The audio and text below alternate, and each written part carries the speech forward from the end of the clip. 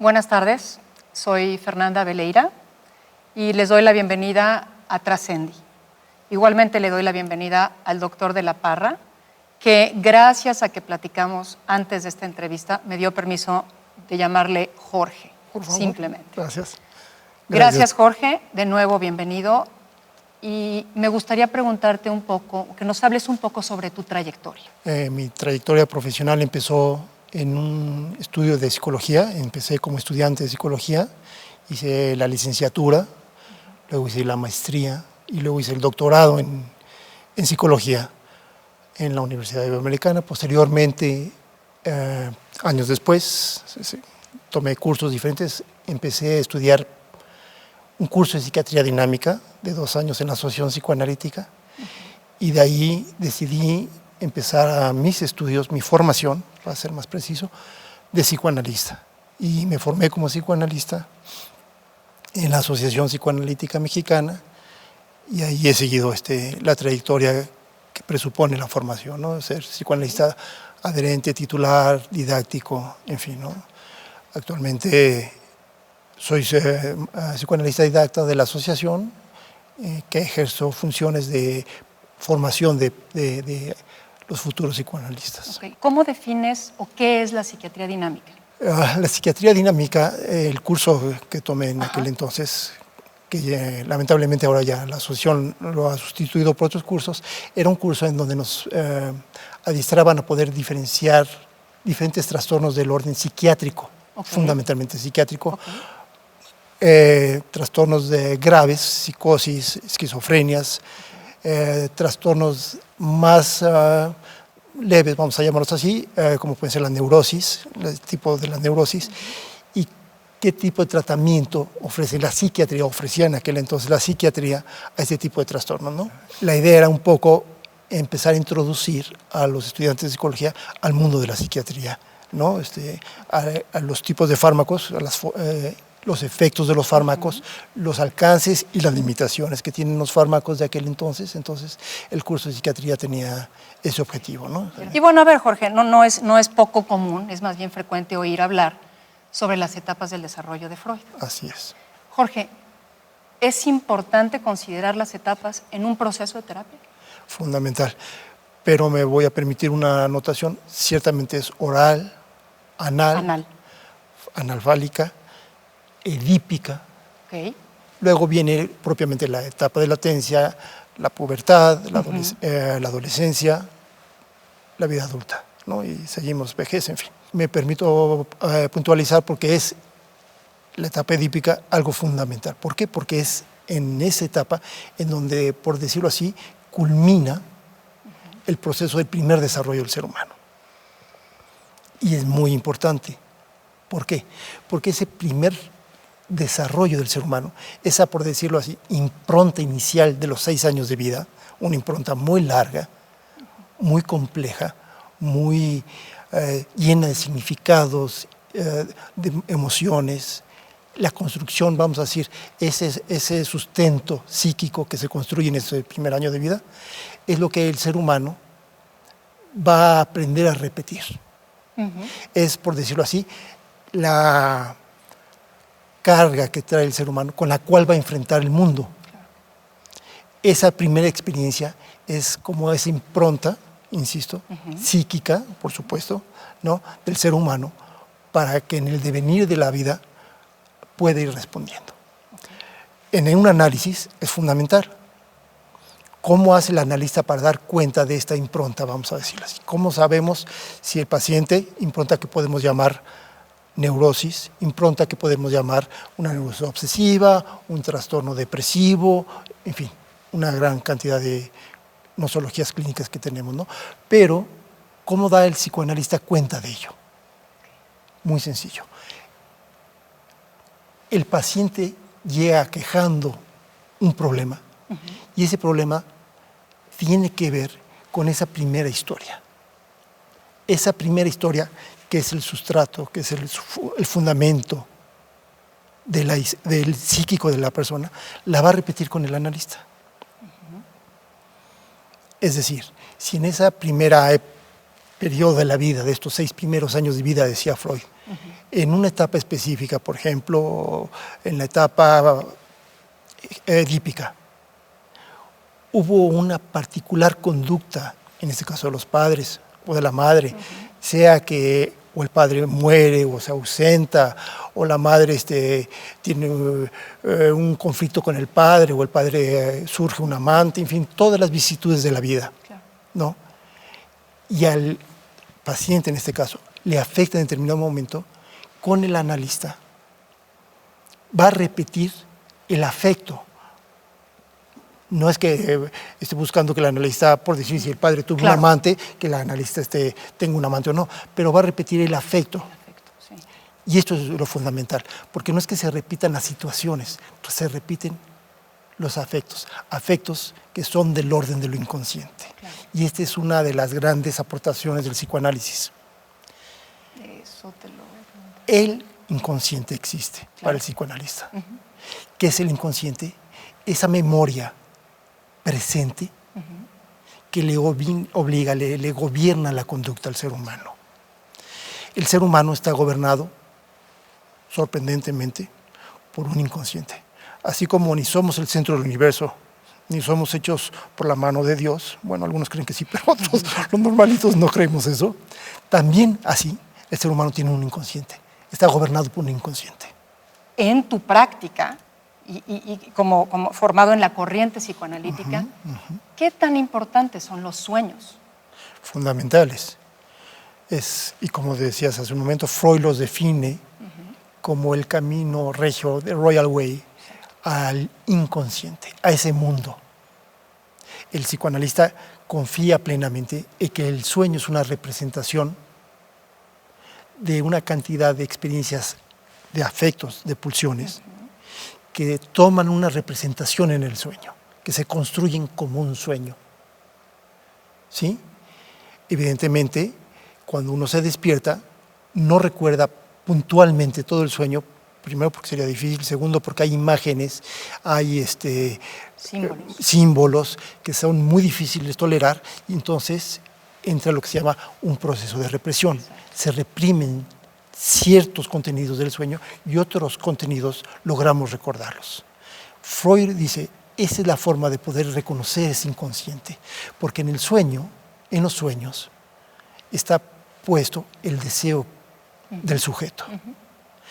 ¿Qué es lo que el sujeto desea? Está representado en el sueño, pero está representado como un jeroglífico, ¿sí? Al cual se le tiene que tratar de descubrir, se le tiene que tratar de descifrar cuál es el significado del sueño. Exacto.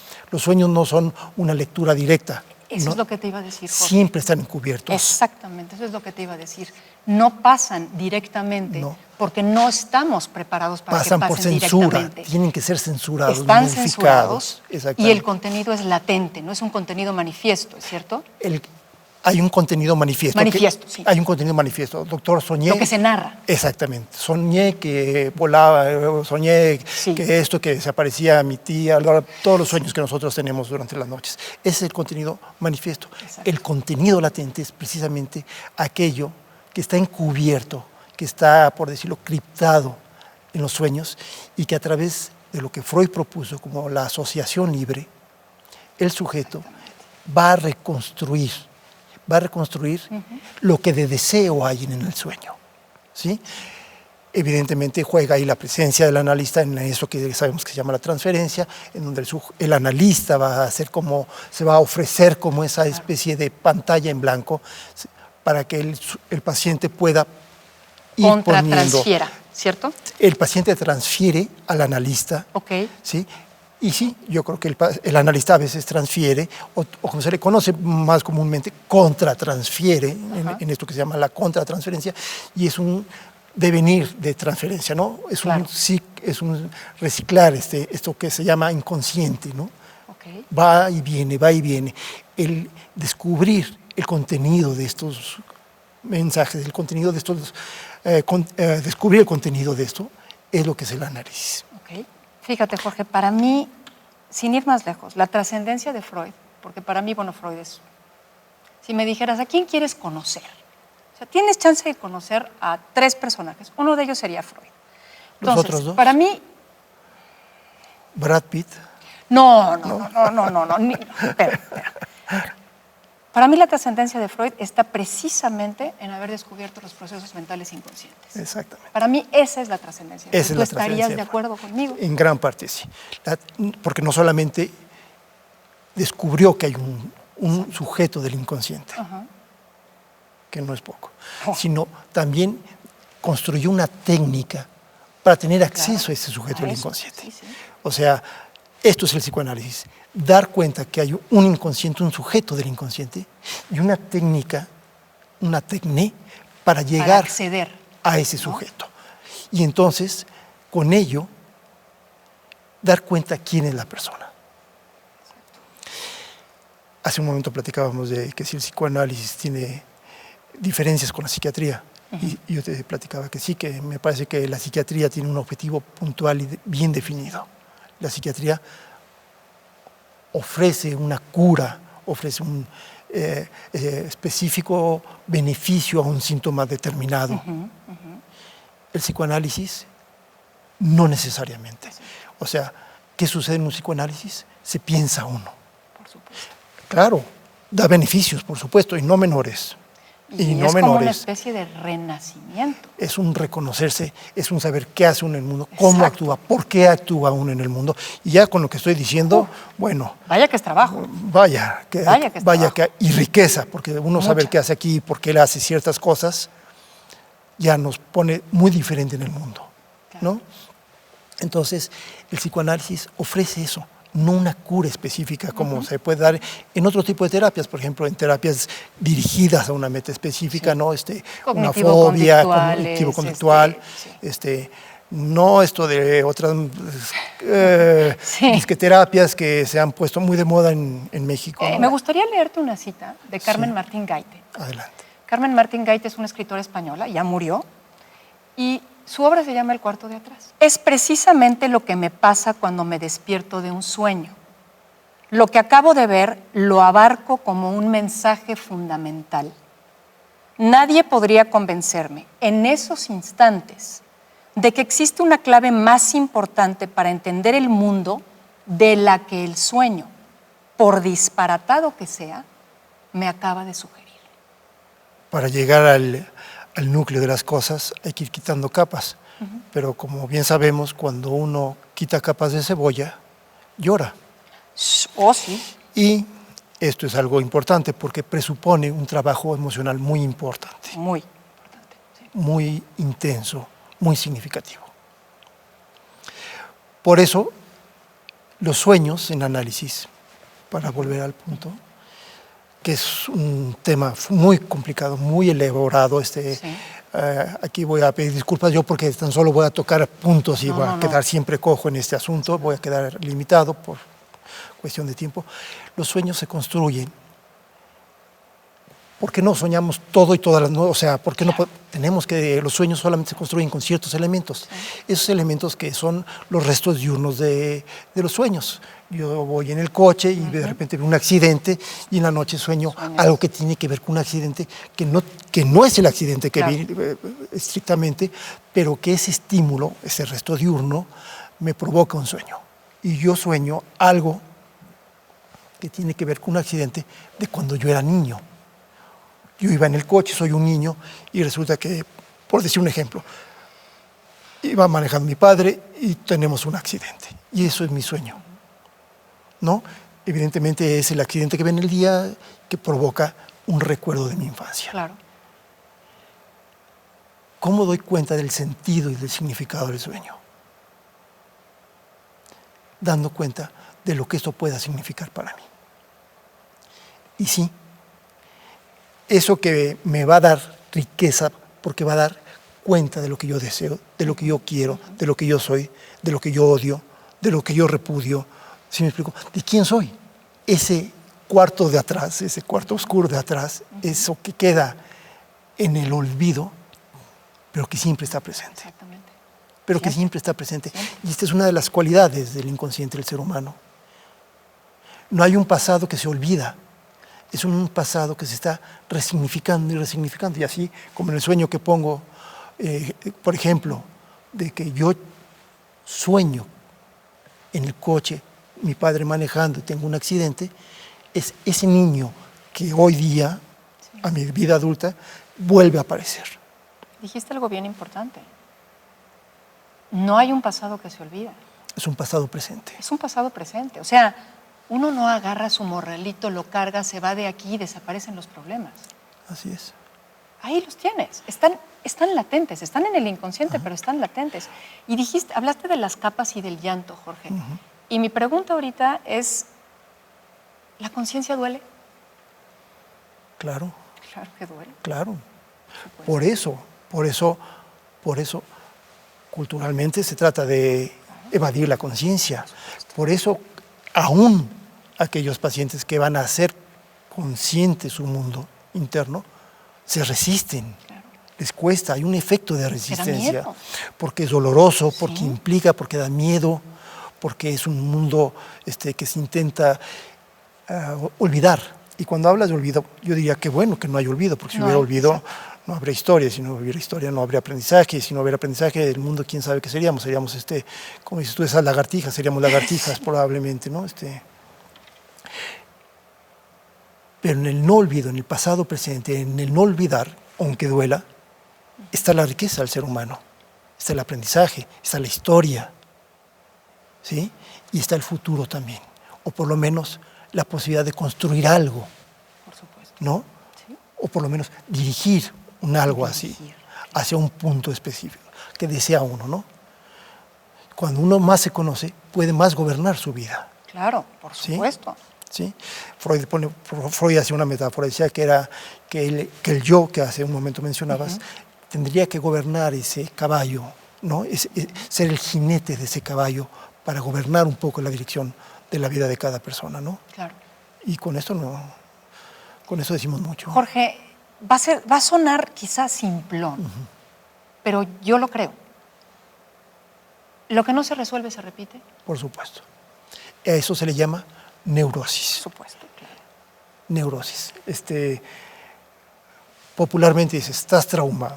Vemos esa expresión y, en todos los jóvenes, en todas las gentes, no, este cuate está traumado, esta amiga está traumada. Vamos a platicar un poco más serio esto.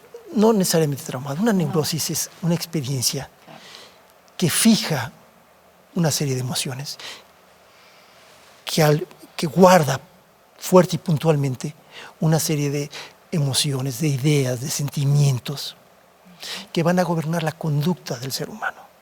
De eso, porque ahí está almacenada su forma de responder inconsciente a la vida. El sujeto no lo sabe, la persona no lo sabe, que esta respuesta que tiene que ver con aquello que le sucedió y que guardó como un afecto fundamental. Hay experiencias que evidentemente no se pueden olvidar o reprimir y entonces tienen más claridad en su conducta, pero muchas otras conductas que tiene el ser humano no quedan tan claramente significadas. Entonces, pero ahí están, eso nos construimos y con ello vamos a repetir.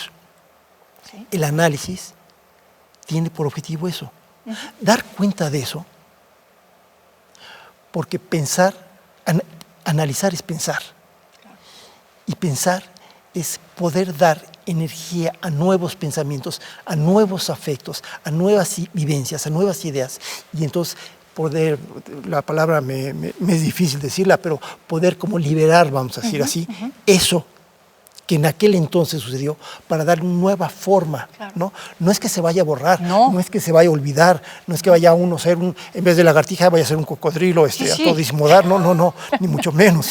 Es esa lagartija que sabe de suyo qué es y pueda responder en una forma diferente a la vida. Claro. Y en vez de repetir un pleito cotidiano con la esposa o el esposo o con la pareja y llegar todos los días y pelear, dar sentido a las cosas de la vida, a las cosas importantes, ¿no? Claro. Significativas. Me gustaría quizá terminar, Jorge, yo creo que preguntándote en tu experiencia.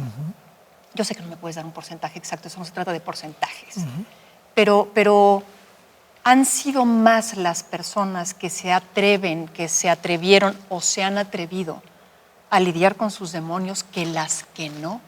déjame retomar una expresión tuya ahorita. Sí. Pensar es doloroso, Sí. pero solamente cuando hay dolor se puede pensar.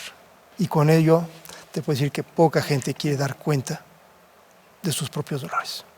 ¿Es poca la gente? Sí, lamentablemente sí. Y ahora vemos todo lo que está pasando en la humanidad. Ahora vemos una realidad difícil, no se diga en nuestro país ahora más que nunca, en donde parecería que el pensar está prohibido.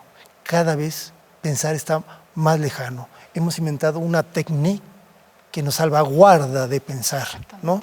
Entonces, por supuesto que es más cómodo prender una televisión o Ponerte a cocinar, lavar platos, jugar a un supuesto, con el ¿no? celular. ¿No? Como mucha gente le llama la época del vacío, ¿no? Sí. La era del vacío. Y parecería que sí, que este asunto de dar cuenta del dolor se pierde. Hace un momento preguntabas en la psiquiatría en alguna forma, por eso ha tenido este auge, porque evidentemente hace una clara ayuda para este dolor. Sí. Pero no se resuelve. Es que a veces la gente no quiere resolverlo. Claro. La gente no quiere resolverlo. Exactamente. La gente quiere que se le quite el dolor y siga adelante con la vida. Sigue adelante con No la vida. resolverlo, ¿no? Es más difícil de resolverlo, implica un esfuerzo grande, importante. Pasar por el dolor no es fácil, pero bueno, Vale la pena, Jorge. por supuesto, Vale la por pena. supuesto. Y con eso te agradezco supuesto. que hayas venido. Al contrario, a ti por la invitación. A No, ustedes hombre, por la te invitación. agradezco que hayas venido Sí. a Trascendi. Ah, Y me gustaría cerrar, sí, diciendo que absolutamente vale la pena Sí, claro, pasar por ese dolor. siempre. Muchas Siempre. gracias, Jorge. A ti, a ustedes. Muchas gracias. Muchas gracias por acompañarnos. Esto fue Trascendi.